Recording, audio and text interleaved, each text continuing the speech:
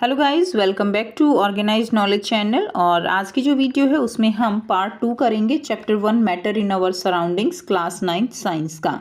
Part 1 हम already कर चुके हैं कंप्लीट एक्सप्लेनेशन के साथ, और उसके जो ब्लू बॉक्स क्वेश्चन है इंटेक्स्ट क्वेश्चन इस पार्ट के वो भी हम ऑलरेडी डिस्कस कर चुके हैं। अगर आपने वो वीडियो नहीं देखी है तो उसका लिंक आपको डिस्क्रिप्शन बॉक्स में मिल जाएगा, वहाँ से आप उस पार्ट को कर सकते हो। सो ये कंप्लीट हम ऑलरेडी कवर कर चुके हैं। इसके हमने क्वेश्चन आंसर भी बहुत अच्छे से समझ लिए थे। ठीक है, अब आसानी से आप इनको लिख सकते हो। अब यहाँ से हम पार्ट 2 जो है वो हम पढ़ेंगे स्टेट्स ऑफ मैटर। हमने पिछले पार्ट में पढ़ा था कि जो मैटर है उसकी कितनी स्टेट्स हमने पढ़ी थी। हमने पढ़ी थी solid, liquid and gaseous states. There are 3 states of matter. अब हम वन बाय वन हर एक स्टेट को और थोड़ा डिटेल में जानेंगे। हमने देखा था अपने चारों तरफ बहुत तरह के जो है पदार्थ होते हैं, उनकी अलग अलग जो है क्या है स्टेट्स हैं। ठीक है, फॉर एग्जांपल हमने देखा गैसियस स्टेट में है, जो लाइक वाटर की बात करें तो वो लिक्विड स्टेट में है। हमारे पास जो टेबल रखी हुई है या आप बुक जिससे पढ़ रहे हो, जो फ़ोन है, वो सब क्या है, वो सब सॉलिड स्टेट है। क्लियर। ये जो स्टेट अराइज होती हैं किसी भी मैटर की, सॉलिड, लिक्विड और गैस, ये क्यों होती हैं? ये होती हैं उसके अंदर जो पार्टिकल्स हैं उनकी कैरेक्टरिस्टिक के कारण। यानी सॉलिड के जो पार्टिकल्स हैं उनकी कैरेक्टरिस्टिक्स अलग होती हैं एज कंपेयर टू लिक्विड और एज कंपेयर टू गैसियस।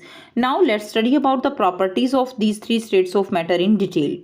सबसे फर्स्ट हम पढ़ेंगे, फर्स्ट है 13.1, that is the solid state. तो एक्टिविटी आपको दी गई है, आपको क्या करना है, आपको कुछ आर्टिकल्स कलेक्ट करने हैं, लाइक पेन है, बुक है, निडल है and piece of wooden stick है। ठीक है, अब आपको क्या करना है, आपको स्केच करना है। जो ये आर्टिकल्स आपने इकट्ठे किए हैं उनको एक कॉपी के ऊपर, नोटबुक के ऊपर रखकर, और उनकी जो पेंसिल से है आपने उनकी आउटलाइन बना देनी है, एक बाउंड्री उनकी बना देनी है। ठीक है, आप क्या पाओगे, आप पाओगे कि उनकी एक डेफिनेट शेप है, उनकी एक बाउंड्री है। ऐसा नहीं है कि वो पानी की तरह इधर से उधर भाग रहे हैं, बिल्कुल नहीं। तो उनकी एक जो डेफिनेट बाउंड्री है, उनका एक फिक्स वॉल्यूम है। अब अगर आप उनको हैमर से मारते हो, पुल करते हो या उनको ड्रॉप करते हो, ठीक है, तो क्या होगा, तो वो नीचे गिर जाती हैं। और क्या वो एक जगह से दूसरी जगह पर डिफ्यूज़ हो रही हैं? ठीक है, तो ऐसा ये इनके अंदर डिफ्यूज़न भी नहीं हो रहा होगा। क्लियर। अब क्या आप उनको फोर्स अप्लाई करके कंप्रेस कर सकते हो? यानी जैसे कि हम उनको दबाते हैं, जैसे आपके पास अगर आपका पेन है, आप उसको दबाते हो तो क्या वो कंप्रेस हो जाएगा? तो ऐसा नहीं है। तो जो सॉलिड होते हैं उनकी अपनी क्या होगी, हमने यहाँ से जो हमने चीज़ें इकट्ठी की इस एक्टिविटी से हमने क्या देखा कि जो भी हमारे पास सॉलिड चीज़ें थी, जो भी हमने इकट्ठी की चीज़ें, ठीक है, उनकी क्या है, they have definite shape, distinct boundaries and fix volume. इसको आप अंडरलाइन कर लेंगे। एक डेफिनेट शेप होती है उनकी, डिस्टिंक्ट बाउंड्रीज होती हैं और एक फिक्स वॉल्यूम होता है। That is have negligible compressibility. Compressibility क्या होता है, जब चीज़ों को हम ऐसे कंप्रेस करते हैं ना तो वो दब जाती हैं, वो होती है कंप्रेसिबिलिटी। तो इनके अंदर नेग्लिजिबल का मतलब होता है कि उनके अंदर कोई भी कंप्रेसिबिलिटी नहीं है, यानी दबाने से वो चीज़ें नहीं दबती हैं। ये सॉलिड की कैरेक्टरिस्टिक्स हो गई। सॉलिड्स जो है वो अपनी शेप को मेंटेन करके रखते हैं। ठीक है, जब उनके ऊपर कोई भी ऐसे आउटसाइड फोर्स लगाया जाए तो भी वो अपनी शेप को मेंटेन करके रखते हैं। Solids may break under force but it is difficult to change their shape, so they are rigid. Solid जो है वो मे ब्रेक अंडर फोर्स, वो अगर हम सॉलिड के ऊपर ज़्यादा फोर्स लगाएंगे तो वो टूट जाती हैं, लेकिन वो अपनी शेप चेंज नहीं करती हैं। उनकी शेप को चेंज करना वो थोड़ा डिफिकल्ट है। क्लियर ना।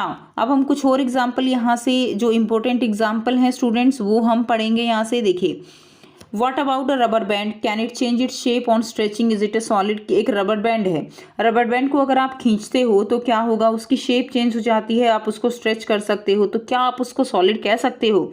ठीक है, अगर हम बात करें what about sugar, sugar and salt होते हैं। अब उसमें जो जिस भी बर्तन में उनको डाल दिया जाता है उनकी शेप जो है वो उसी तरह से हो जाती है, तो क्या हम उनको सॉलिड कह सकते हैं? What about a sponge, sponge सभी बच्चे जानते हैं। स्पंज जो होती है उसको हम प्रेस करते हैं तो क्या होता है, उसकी शेप जो है वो कंप्रेस हो जाती है। तो अगर वो कंप्रेस हो जाती है तो जो स्पंज है उसको हम क्या सॉलिड कह सकते हैं? ये हमारे यहाँ पे 3 जो केस हैं, सिचुएशन है, ये हमें स्टडी करनी है। अब अगर हम सबसे पहले बात करते हैं बच्चों रबर बैंड के बारे में। रबर बैंड जो है जब हम उसके ऊपर फोर्स अप्लाई करते हैं तो उसकी जो शेप है, फोर्स वो चेंज हो जाती है, लेकिन अगर हम उसको छोड़ देते हैं तो दोबारा से वो जो स्पंज है वो अपनी शेप में वापस आ जाती है, जब हम उसके ऊपर से जो फोर्स है वो हम हटा लेते हैं। एंड अगर हम उसके ऊपर एक्सेसिव जो फोर्स है वो अप्लाई करते हैं तो वो क्या हो जाती है, वो ब्रेक हो जाती है। ठीक है, सो जो हमारे पास रबर बैंड है वो क्या है, वो फोर्स के कारण अपनी शेप चेंज करता है, बट एक्चुअल में वो क्या है, वो क्या है, सॉलिड है। अब अगर हम बात करें शुगर और सॉल्ट की, तो शुगर और सॉल्ट के वो क्रिस्टल्स होते हैं, उनका जो क्रिस्टल का आकार है वो फिक्स रहता है। आप देखिए चीनी के अगर आप बहुत सारे ऐसे दाने लेते हो तो चीनी के जो दाने हैं अलग अलग, वो सारे क्रिस्टल हैं, वो क्रिस्टल मिलकर ही बहुत सारी शुगर बनाते हैं। तो जो क्रिस्टल का शेप है वो तो एक ही रहती है, बेशक आप उसको किसी भी बर्तन में डाल लो, ठीक है, चाहे आप उसको प्लेट में रखो, चाहे आप उसको जार में डालो, चाहे हाथ पे लो, तो उसकी शेप फिक्स रहेगी एक क्रिस्टल की। अगर हम बात करें स्पंज की, तो स्पंज के अंदर बच्चों माइन्यूट होल्स होते हैं, छोटे छोटे होल्स होते हैं, जिसके अंदर एयर ट्रैप हो जाती है, एयर जो है वो आ जाती है, और जब हम उसको प्रेस करते हैं तो क्या होता है, एयर एक्सपेल आउट हो जाती है and we are able to compress it, और हम उसको कंप्रेस कर पाते हैं। इट मीन्स हम कह सकते हैं कि स्पंज भी जो है वो क्या है, इट्स ऑल्सो अ सॉलिड। अब बात करते हैं हम सेकेंड स्टेट की, that is the liquid state. Liquid state में फिर से एक एक्टिविटी दी गई है, बहुत सिंपल है। आपको क्या करना है, ये चीज़ें कलेक्ट करनी है, like water, cooking oil, milk, juice, cold drink, सभी आपको घर में मिल जाएगा। कंटेनर्स ऑफ डिफरेंट शेप, आपको अलग अलग शेप के कंटेनर लेने हैं, जैसे कि आपने कटोरी ले ली, कप ले लिया, गिलास ले लिया, ठीक है, बीकर ले सकते हो। Put A 50 ml mark on this container. अब आपको क्या करना है, 50 ml इन कंटेनर पे मार्क करना है using A measuring cylinder from the laboratory. Laboratory से मेजरिंग सिलेंडर लेकर और 50 ml तक आपने जो यूटेंसिल्स लिए हैं अलग अलग शेप में, उनको मार्क कर लेना है।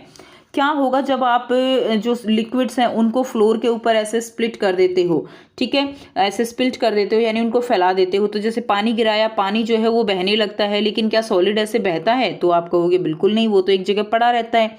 तो जो लिक्विड होते हैं उनके अंदर ऐसे जो आप कह सकते हो कि डिफ्यूजन की क्या है, उनके अंदर डिफ्यूजन की कैपेबिलिटी होती है। आपको 50 ml कोई भी लिक्विड जो है वो लेना है और इसको ट्रांसफ़र करना है अलग अलग कंटेनर में 1 by 1।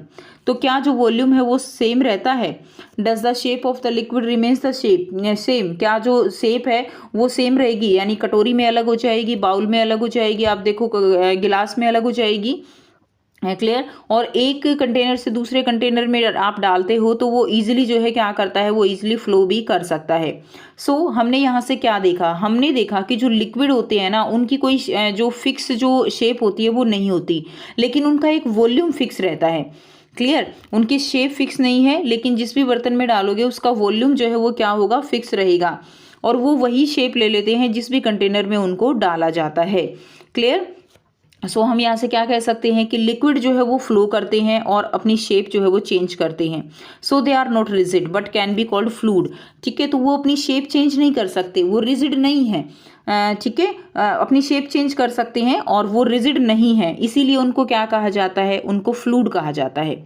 अगर हम एक्टिविटी रेफर करें 1.4 and 1.5, where we saw that solid and liquid can diffuse into the liquid, ठीक है, तो अगर हम देखें एक्टिविटी जो हमने अभी देखी 1.4 एंड 1.5, तो हम कह सकते हैं कि जो सॉलिड हैं और जो लिक्विड हैं वो क्या कर सकते हैं, वो डिफ्यूज कर सकते हैं लिक्विड के अंदर, यानी वो एक तरह से घुल सकते हैं। The gases from the atmosphere diffuse and dissolve in water, atmosphere से जो गैसेज हैं वो भी क्या कर सकती हैं, डिफ्यूज कर सकती हैं एंड वाटर के अंदर डिजोल्व कर सकती हैं।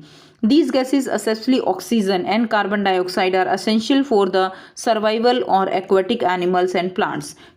जो dissolved oxygen होती है, ठीक है, कार्बन डाइऑक्साइड होती है, तो वो जो है एक्वेटिक एनिमल्स के और प्लांट्स के सर्वाइवल के लिए असेंशियल है। जितनी भी क्रिएचर होती हैं जिनको क्या चाहिए, ऑक्सीजन चाहिए उनको सांस लेने के लिए, और जो एक्वेटिक एनिमल्स होते हैं वो अंडर वाटर जो है, वो जो वाटर के अंदर डिजोल्व ऑक्सीजन होती है उससे सांस लेते हैं।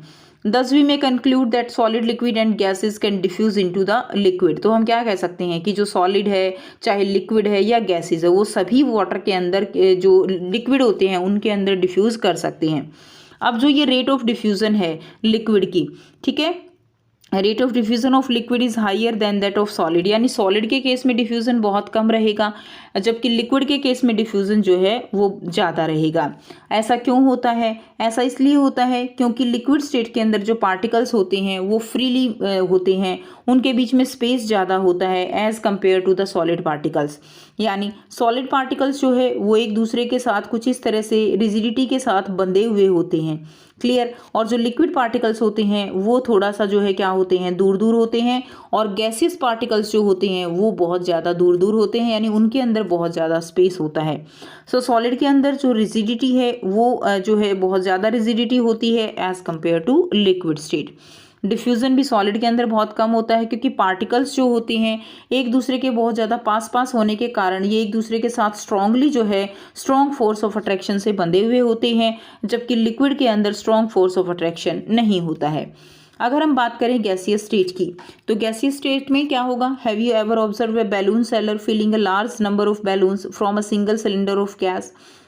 ठीक है, एक सिलेंडर से कितने सारे बैलून वो फिल कर देते हैं। ठीक है, तो आपको देखना है कि किस तरह से वो ये काम कर पाते हैं। Ask him which gas does he have in the cylinder, उनसे पूछिए आप कि उनके सिलेंडर में कौन सी गैस होती है। आपको यहाँ पे क्या करना है, आपको यहाँ पे 300 ml सिरिंज लेनी है और उनकी नोज़ल जो है रबर कॉर्क वो जो है इस तरह से बाहर निकाल लेनी है, ऐसे करके यहाँ पे आपको रबर कॉर्क लगा देनी है, और ये इस तरह से जो पिस्टन है वो जो है आपको इस तरह से निकाल जो है ऊपर करके, और इस तरह से आपको यहाँ पे कॉर्क लगा देना है, यानी इसको आपको बंद कर देना है, clear. Remove the piston from all the syringe, इनसे जो है आपको पिस्टन रिमूव कर देना है, पूरा बाहर निकाल देना है रबर कॉर्क लगा के। Leaving one syringe untouch, fill water in the second and piece of chalk in the third. तो आपको क्या करना है, एक सिरिंज में आपको चॉक फिल कर लेना है, यहाँ पे एक सिरिंज में आपको वाटर फिल कर लेना है, और एक सिरिंज में आपको कुछ भी फिल नहीं करना है, और आगे ऐसे रबर कॉर्क आपको लगा देना है। फिर आपको क्या करना है, आपको इस पिस्टन को नीचे की तरफ प्रेस करना है। आप क्या देखोगे, क्या ऑब्जर्व करोगे कि पिस्टन किस केस में सबसे ज़्यादा नीचे जाता है, क्लियर। तो आप यहाँ पे देखोगे कि जहाँ जिस सिरिंज में चॉक था, चॉक के केस में जो पिस्टन है वो बिल्कुल बहुत ही कम नीचे जाता है। लिक्विड के केस में जिसमें आपने वाटर भरा उसमें थोड़ा ज़्यादा चला जाता है, और जो गैसियस है उसके केस में पिस्टन बहुत नीचे चला जाता है। ठीक है, तो हम यहाँ से क्या कह सकते हैं कि जो गैसेस होती हैं वो हाईली कंप्रेसिबल होती हैं, उनको हम ज़्यादा से ज़्यादा दबा सकते हैं अगर हम कंपैरिजन करें उनको सॉलिड और लिक्विड से। ठीक है, इसीलिए तो जो घर में सिलेंडर होते हैं, एलपीजी सिलेंडर होते हैं, उनके अंदर जो गैस है वो बहुत ज़्यादा प्रेशर से भरी हुई होती है, और वो सॉलिड जो लिक्विड है वो बन जाती है। So we have observe that gases are highly compressible as compare to solid and liquid. तो गैसेज जो हैं वो हाईली कंप्रेसिबल होती हैं। आपको यहाँ से एलपीजी की फुल फॉर्म याद करनी है। जो सिलेंडर में भरी जाती है वो क्या है, लिक्विफाइड पेट्रोलियम गैस। बहुत सारे बच्चे गलती करते हैं, इसको लिक्विड लिख देते हैं, ये लिक्विफाइड होता है पेट्रोलियम गैस। ठीक है, जो हम घर में खाना पकाने के लिए यूज़ करते हैं। ऑक्सीजन जो सप्लाई की जाती है हॉस्पिटल्स में वो भी कंप्रेस की जाती है। और उसके अलावा कंप्रेस्ड नेचुरल गैस, जिसकी फुल फॉर्म आप याद करोगे, सीएनजी की फुल फॉर्म है कंप्रेस्ड नेचुरल गैस, उसको भी व्हीकल्स में एज ए फ्यूल यूज़ किया जाता है। तो हाईली कंप्रेसिबल होती हैं, तो इनको जो है ज़्यादा से ज़्यादा क्या किया जा सकता है, कंप्रेस किया जा सकता है, और एक सिलेंडर में भरकर इनको ईजिली ट्रांसपोर्ट किया जा सकता है। ठीक है, उसके बाद अब हम देखते हैं कि अगर किचन में कुछ खाना बन रहा होता है तो हम इजीली डिटेक्ट कर पाते हैं कि आज मम्मी ने क्या बनाया है। ऐसा होता है ना, तो क्यों होता है, क्योंकि उसके अंदर की जो खुशबू है वो चारों तरफ स्प्रेड कर जाती है, क्लियर। तो ये जो प्रॉपर्टी होती है कि जो स्मेल है वो डिफ्यूज़ कर जाती है, इसको हम कहते हैं डिफ्यूज़न। और अगर हम बात करें कि डिफ्यूज़न जो है वो किस में ज़्यादा होता है, तो डिफ्यूज़न वो सबसे ज़्यादा होता है गैसेस के अंदर, उसके बाद होता है लिक्विड के अंदर, और सबसे कम डिफ्यूज़न होता है स्टूडेंट सॉलिड के अंदर। हमने पिछले पार्ट में पढ़ा था कि जो गर्म खाना होता है उसकी स्मेल बहुत जल्दी एक जगह से दूसरी जगह पर चली जाती है, क्योंकि उसके अंदर जो काइनेटिक एनर्जी है पार्टिकल्स के अंदर वो ज़्यादा होती है, जबकि जो ठंडा खाना है उसकी स्मेल दूर तक नहीं जाती है। सो हाई स्पीड होती है पार्टिकल्स की and large space between them, और गैसेस में लार्ज स्पेस होता है जिसके कारण वो बहुत जल्दी जो है एयर में फैल जाती है। ठीक है, तो हम यहाँ से कह सकते हैं कि जो गैसेस हैं उनके पार्टिकल्स के बीच में स्पेस ज़्यादा होता है, और उनकी जो फैलने की यानी डिफ्यूज़न की जो कैरेक्टरिस्टिक है वो भी उनके अंदर सबसे ज़्यादा होती है गैसेस के अंदर। क्लियर। गैसीय स्टेट में जो पार्टिकल्स हैं वो रेंडमली हाई स्पीड पे मूव करते हैं, और जो ये रैपिड मूवमेंट है जिसकी वजह से वो जो उनके अंदर जिस भी जो यूटेंसिल्स है उसके अंदर हम गैसेस को डालते हैं तो उसकी दीवारों पे भी क्या लगाता है, प्रेशर लगाता है।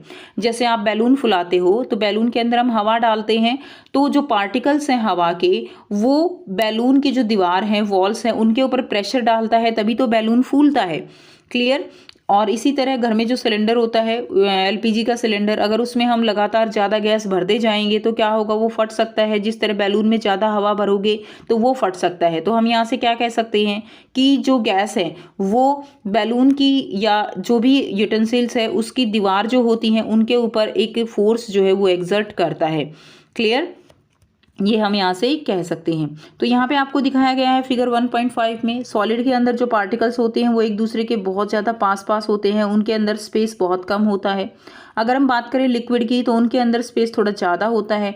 अगर हम बात करें कंपैरेटिवली गैस की तो उनके अंदर स्पेस जो है वो बहुत ज़्यादा होता है, पार्टिकल्स बहुत ज़्यादा दूर दूर होते हैं। तो इस तरह से हमने यहाँ से पढ़ा कि सॉलिड लिक्विड गैसेस के जो पार्टिकल्स हैं उनकी क्या क्या कैरेक्टरिस्टिक्स हैं।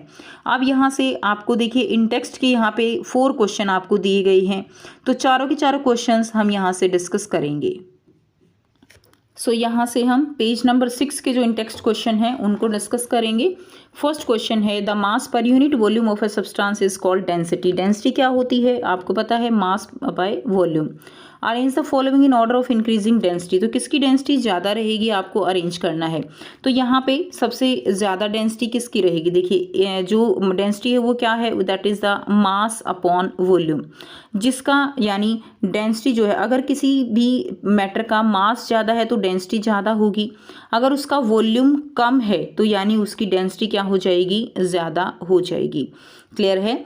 यानी सबसे कम डेंसिटी अगर हम देखें तो सबसे कम डेंसिटी किसकी रहेगी, एयर की रहेगी। उसके बाद एग्जॉस्ट फ्रॉम चिमनी, उसके बाद रहेगी फिर कॉटन की, उसके बाद उससे ज़्यादा डेंसिटी हो जाएगी आपकी वाटर की, ठीक है। उसके बाद डेंसिटी ज़्यादा हो जाएगी हनी की, एंड उसके बाद रहेगी चॉक की, और सबसे ज़्यादा डेंसिटी रहेगी आयरन की, क्योंकि उसका मास भी ज़्यादा है। क्लियर। उसका मास क्या हो जाएगा, कम वॉल्यूम में उसका मास बहुत ही ज़्यादा हो जाएगा। कम वॉल्यूम मतलब डेंसिटी ज़्यादा, मास ज़्यादा यानी डेंसिटी ज़्यादा। तो इस चीज़ पे आपको फोकस करते हुए ये चीज़ यहाँ से क्वेश्चन करना है। सेकंड क्वेश्चन देखिए, tabulate the difference between the difference in the characteristics of states of matter. तो आपको कैरेक्टरिस्टिक्स जो है स्टेट्स ऑफ मैटर की उनमें डिफरेंस लिखना है, जो कि इंपॉर्टेंट है आपके लिए।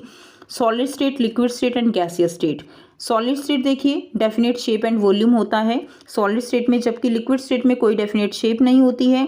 And liquid attain the shape of the vessels in which they are kept. जिस भी बर्तन में रखते हैं उसी की शेप ये ले लेते हैं।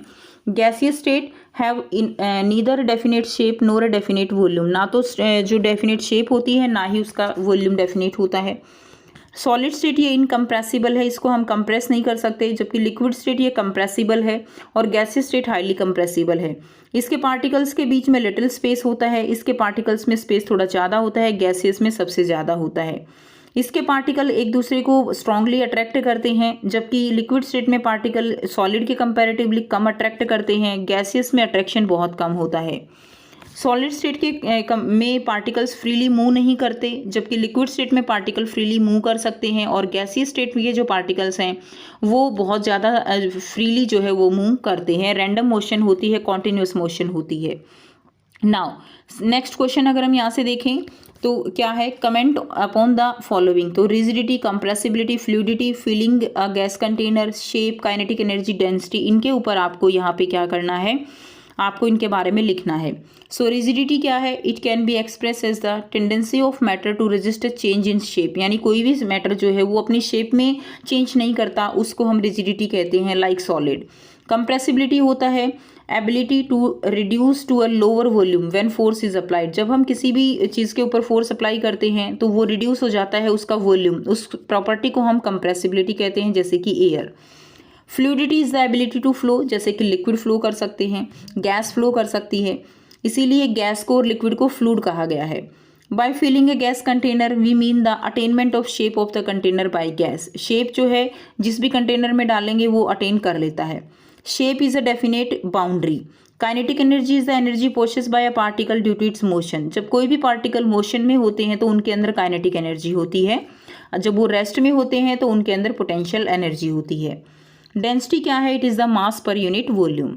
क्वेश्चन नंबर 3 मैं आपको बताऊंगी एक न्यू ऐप के बारे में जो स्टूडेंट्स में काफी जल्दी पॉपुलर होती जा रही है। चाहे कोई क्वेश्चन हो, कोई डाउट हो या कोई कॉन्सेप्ट ना समझ आए, बोर्ड्स हो या जी नीट, पढ़ाई में कोई भी दिक्कत आ रही हो तो उसका सॉल्यूशन है फिलो ऐप।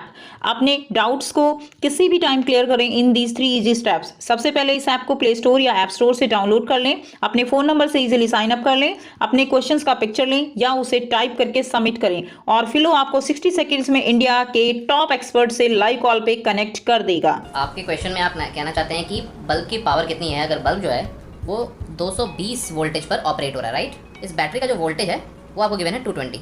तो ये आपको सिंपल रिलेशन हो गया यहाँ पर। अब अगर कोई आपको और डाउट है तो बताइए। So guys, it's just simple. Have any question? Just ask Philo.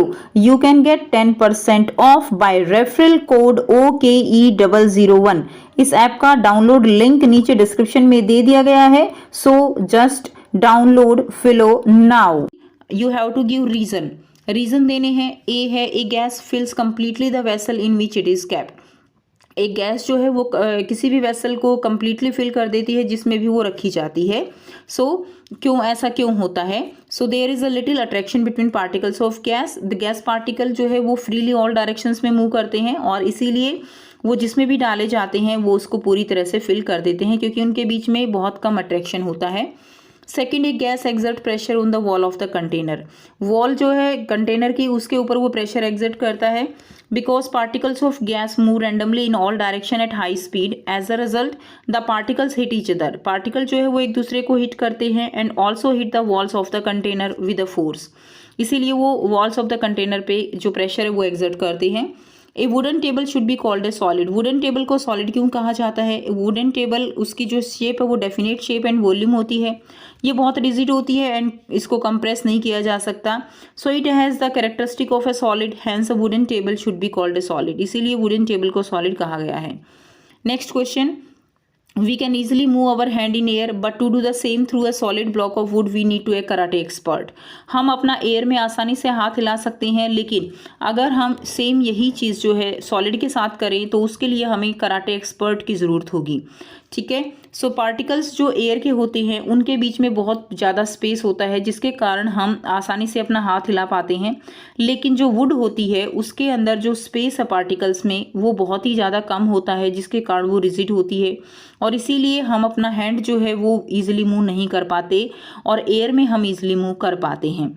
ठीक है। तो ऐसा करने के लिए जैसे सॉलिड ब्लॉक तोड़ने के लिए हमें क्या चाहिए? कराटे एक्सपर्ट चाहिए। नाउ तो क्वेश्चन नंबर 4 है, liquid generally have lower density as compare to solid. Solid की डेंसिटी क्या होती है? ज़्यादा होती है क्योंकि उनका मास ज़्यादा है। But you must have observe that ice float on water, find out why. लेकिन आपने देखा है कि आइस जो है वो सॉलिड है लेकिन फिर भी वो पानी पे तैरती है, ऐसा क्यों है? अगर हम बात करें कि डेंसिटी क्या होती है, डेंसिटी होती है मास अपॉन वॉल्यूम। लेकिन अगर किसी भी सब्सटेंस का वॉल्यूम इंक्रीज करता है तो उसकी डेंसिटी डिक्रीज करती है। मैंने आपको पहले ही बताया डेंसिटी का रिलेशन है मास और वॉल्यूम के साथ। अगर वॉल्यूम इंक्रीज करेगा तो डेंसिटी जो है वो क्या कर जाती है? डिक्रीज कर जाती है। जब आइस जो है वो सॉलिड होती है तो इसके बीच के अंदर क्या होता है कि स्पेस जो है वो बहुत लार्ज एम्प्टी होते हैं इसके पार्टिकल्स के बीच में। जो अरेंजमेंट होती है आइस के अंदर उसके जो पार्टिकल्स हैं वो जो है बहुत ज़्यादा उनके बीच में स्पेस होता है जिसके कारण वॉल्यूम जो है वो बढ़ जाता है। ठीक है। वॉल्यूम बढ़ गया तो क्या हो गया? डेंसिटी कम हो जाती है और वो डेंसिटी जो पानी है उसके कंपैरिजन में डेंसिटी जो है वो क्या हो जाती है? डेंसिटी बहुत ही ज़्यादा उसकी कम हो जाती है वॉल्यूम के बढ़ने के कारण। अब कोई भी चीज़ किसी दूसरी चीज़ के ऊपर कब तैरती है? जब उसकी डेंसिटी जो पहले वाली चीज़ है उससे क्या हो जाए? कम हो जाए। तो आइस की डेंसिटी कम होने के कारण क्या हो जाता है? वो पानी के ऊपर तैरने लगती है। इस चीज़ को ध्यान रखेंगे कि आइस की डेंसिटी कम क्यों है पानी से, जिसके कारण वो तैरता है क्योंकि उसका वॉल्यूम जो है वो क्या हो जाता है? बढ़ जाता है। जब वो आइस बनती है तो उसके बीच में स्पेस ज़्यादा होता है। आपने देखा होगा जब आप आइस को तोड़ते हो तो वो अंदर से बिल्कुल खोखले टाइप सी होती है। ठीक है। जिसके कारण उसकी डेंसिटी जो है वो कम हो जाती है वॉल्यूम बढ़ने के कारण। तो इस कॉन्सेप्ट को आप समझ के करोगे क्लियर, क्योंकि ये कॉन्सेप्ट जो आपका है ये आपका चैप्टर 10 जो आएगा ग्रेविटेशन, उसमें भी आपका यूज़ होने वाला है फ्लोटेशन चैप्टर में। ठीक है, सो ये था पार्ट सेकंड। आगे हम फर्दर इसका पार्ट थर्ड करेंगे जिसमें हम कंप्लीट चैप्टर करेंगे और उसके बाद हम एक्सरसाइज के क्वेश्चंस डिस्कस करेंगे और इस तरह से आपका चैप्टर 1 कंप्लीट हो जाएगा। सो वीडियो अच्छी लगी तो वीडियो को जरूर से लाइक कीजिए, शेयर कीजिए और चैनल को सब्सक्राइब कीजिए ऐसी ही और वीडियोज़ के लिए। Thanks for watching.